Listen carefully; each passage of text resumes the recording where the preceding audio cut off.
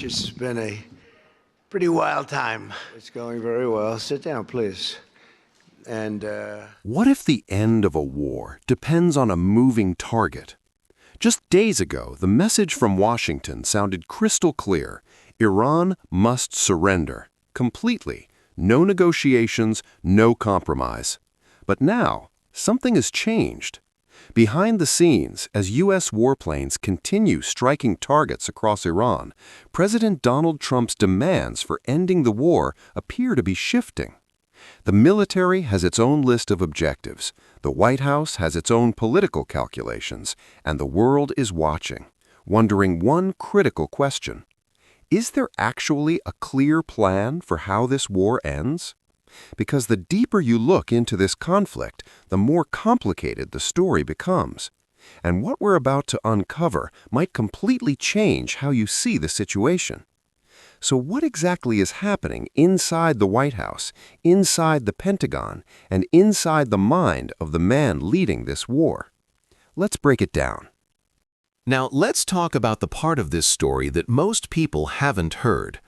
Even if the U.S. military destroys every visible target in Iran, the most important objective may still remain untouched: Iran's enriched uranium stockpile. This material is buried deep underground in facilities designed specifically to survive airstrikes. Even America's most powerful bunker-busting bombs may not be able to destroy it from the air, which raises an uncomfortable question. If destroying the nuclear program is the goal, how do you reach something buried beyond the reach of bombs? The answer many military planners quietly acknowledge is simple and dangerous: ground troops. But deploying American troops inside Iran would instantly transform this conflict into something far bigger, something closer to Iraq or Afghanistan. And so far, the White House has avoided committing to that path. Trump himself hinted that such a move could happen later on, but emphasized that it's not currently the plan. So the war continues from the air, for now.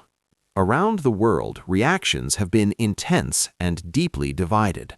Some governments support the campaign, arguing that Iran's missile programs and regional influence pose a major security threat. Others fear the conflict could spiral into a much larger regional war. The United Nations has already warned that the violence could destabilize the entire Middle East. Meanwhile, Iran has rejected Trump's demand for surrender entirely, calling it unrealistic and vowing to continue resisting U.S. pressure. In fact, Iranian leaders have even signaled they may adjust their military doctrine to impose heavier costs on U.S. forces if the conflict escalates further, which means the war could expand in ways few predicted when it began. And the longer it continues, the harder it may become to control. But beyond the strategy and the headlines, there's another dimension to this story: psychology. Because war isn't just fought with missiles, it's fought with narratives. For Trump, projecting strength is a central part of his leadership style. The demand for unconditional surrender sends a powerful message, not just to Iran, but to American voters, global allies, and political opponents. It frames the conflict in simple terms: victory or defeat. But the reality of modern warfare is rarely that simple. Military campaigns move step by step. Targets are identified, destroyed, replaced, and sometimes relocated. And political leaders must constantly adjust their goals as new information emerges. That's exactly what appears to be happening now. Trump's demands aren't static, they're evolving alongside the battlefield. Which brings us to the most important question of all. What does victory actually look like? Is it a weakened Iran? A destroyed nuclear program? A new government in Tehran? Or simply a moment when the White House declares the mission accomplished? Because history has shown us something about wars. They rarely end exactly the way leaders imagine when they begin. What does this mean for the future? If the U.S. military continues working through its target list, the immediate battlefield advantage may continue shifting in America's favor. But the deeper strategic questions remain unanswered. Who governs Iran after the war? How stable would that government be? And what happens if Iran's nuclear program survives underground? These are the kinds of questions that can shape global politics for decades. Right now, the world is watching an unfolding story, one where the military strategy seems defined, but the political ending remains unwritten.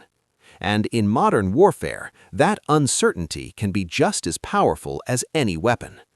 So as this conflict continues, remember this: wars don't just reveal the power of nations. They reveal the complexity of leadership, strategy, and human decision-making under pressure. And sometimes the biggest mystery isn't how a war begins. It's how it ends. What do you think?